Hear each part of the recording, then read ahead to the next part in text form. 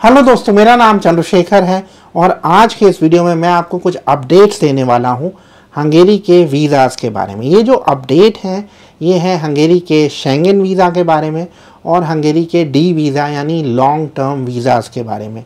तो अगर आपका प्लान है अगले कुछ समय में हंगेरी ट्रैवल करने का, तो मैं आपसे रिक्वेस्ट करूँगा कि आप इस वीडियो को एंड तक देखना, क्योंकि इस वीडियो में मैं आपको अपडेट्स देने वाला हूं हंगेरी के शेंगेन वीज़ा के बारे में और हंगेरी के लॉन्ग टर्म या डी वीज़ा के बारे में। इससे पहले कि हम आगे बढ़े, मैं आपसे रिक्वेस्ट करूंगा कि आप हमारे YouTube चैनल को सब्सक्राइब कर लीजिए, क्योंकि मेरा पर्पज़ है आपको 100% जेन्युइन इन्फॉर्मेशन देना। तो हम शुरुआत कर लेते हैं हंगेरी के सी वीज़ा यानी हंगेरी के शेंगेन वीज़ा के साथ।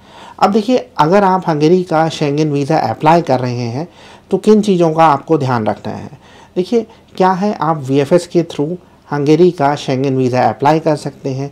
VFS बहुत सारे मेजर सिटीज़ में है, तो आप वहाँ से अप्लाई करके हंगेरी का शेंगेन विज़िट वीज़ा प्राप्त कर सकते हैं।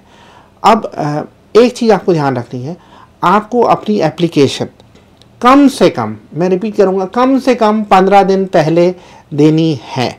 अगर आपकी एप्लीकेशन, सपोज़ करिए कि आपने 20 तारीख को जाना है और आप अपनी एप्लीकेशन 5 तारीख के बाद दे रहे हैं यानी 15 दिन से कम है, तो VFS आपकी एप्लीकेशन वापस भी कर सकता है। ऐसा एक हमारे क्लाइंट के साथ हुआ।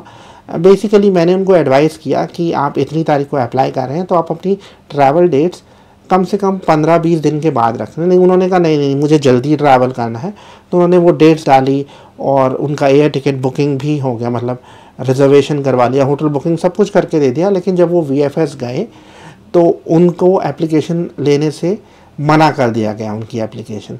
तो इसलिए कभी भी जो अपना ट्रैवल प्लान डेट है उसमें कम से कम 15 दिन का गैप होना चाहिए।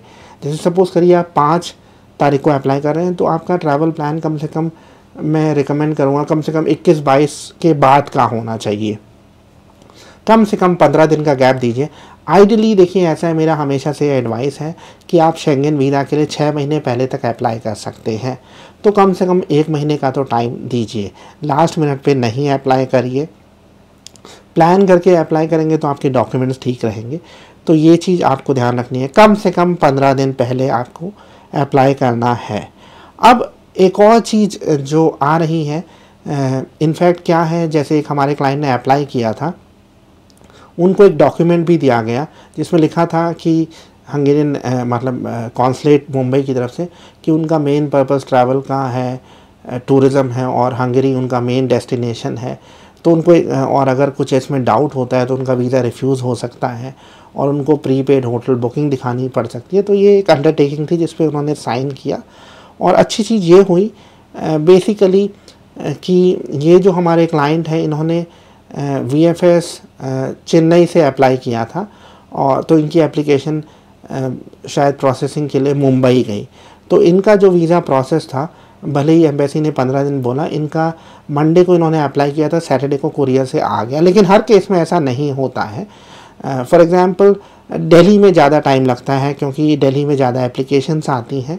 एक और चीज़ जो मैंने ऑब्ज़र्व की है और जो हमें फ़ीडबैक मिलता है क्लाइंट से, कि जो अप्रूवल रेट है वो मुंबई वाले एरिया से ज़्यादा अच्छा है। इनफैक्ट ये जो हमें फ़ीडबैक मिला है, ये सी वीज़ा के बारे में भी है और डी वीज़ा के बारे में भी है।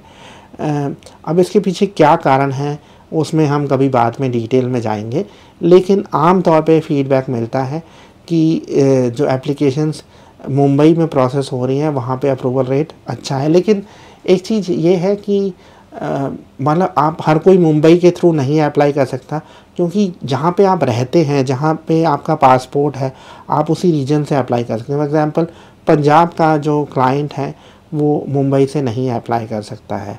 ऐसे ही जो गुजरात का क्लाइंट है वो मुंबई से अप्लाई कर सकता है, लेकिन गुजरात का क्लाइंट दिल्ली से नहीं अप्लाई कर सकता है। तो ये सारी चीज़ें हमें थोड़ा सा ध्यान में रखनी हैं।